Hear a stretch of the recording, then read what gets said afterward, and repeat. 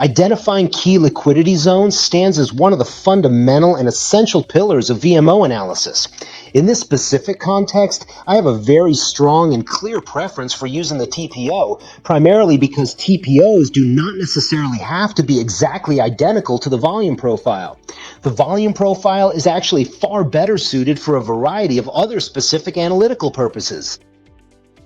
I have temporarily removed the volume profile from the screen. Right now, we are carefully looking at a 5-minute Bitcoin candlestick chart with the TPO indicator visible here.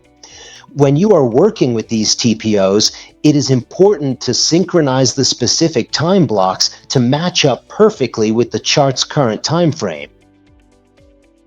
In order to do this, simply go into the TPO settings and then adjust the subperiod to your desired time frame.